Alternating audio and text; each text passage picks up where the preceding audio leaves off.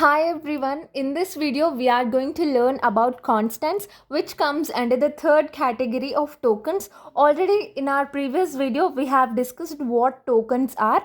It is nothing but the building blocks of our C program. And now coming to the constants, before going into detail, firstly we wanted to know what is the use of this constants. Constants are used whenever a certain value is fixed, like for a fixed value, and those value cannot be changed further. For such type of values we use this constants. For example, if you choose pi, the value of pi is 3.141, something like that, right? Wherever you go, the value of pi remains same, right? For such things, like if you want to keep some value as a fixed, and we should not change throughout our entire program. For such cases, we'll use constants. And now coming to the definition of constant.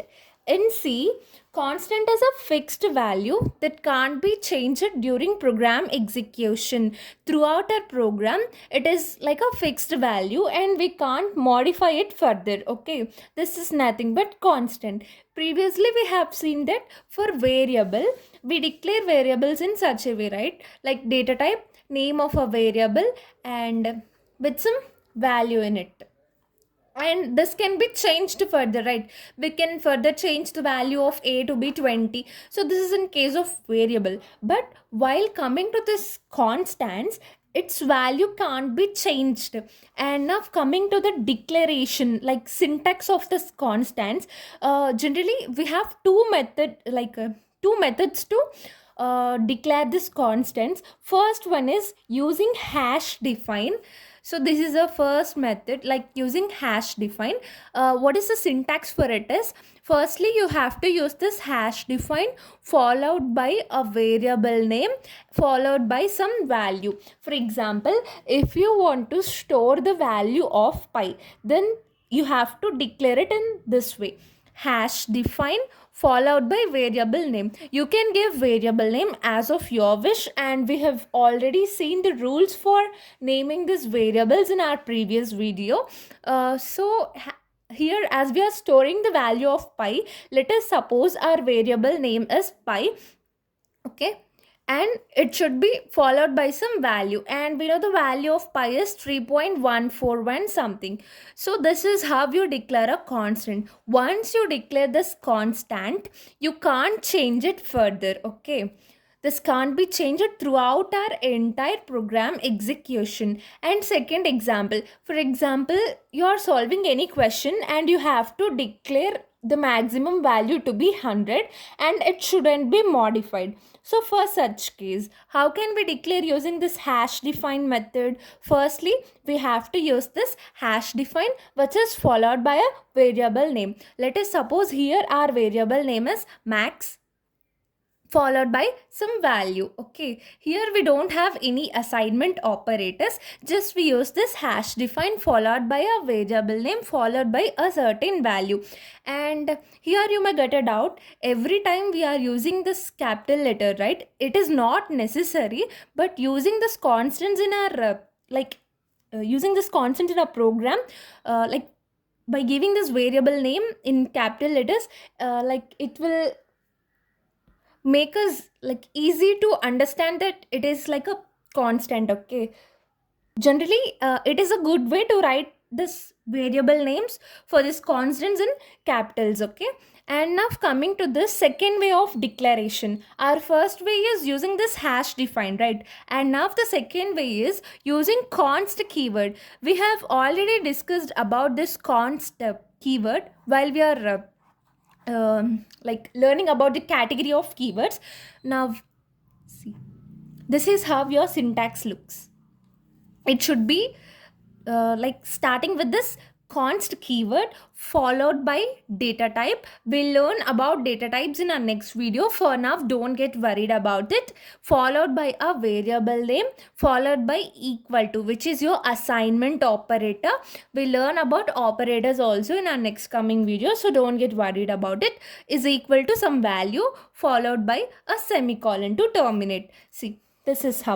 If you want to store the value of pi using the second method, the first thing you have to do is you have to use this const keyword. So you use this const keyword followed by data type. Data type is nothing but what type of value a variable can hold. Here, since your pi is a decimal value, you can store it either in float or double. Now for now we are storing it in a float, so const followed by your data type, and now you have to use variable name. Let us like previously we have choose their variable name as pi, right? Now here also choose your variable name as pi followed by equal to, which is nothing but your assignment operator, followed by a certain value, and at last you have to terminate it using a semicolon. And now coming to the second example, for storing this like max value, we have to use again this constant like const keyword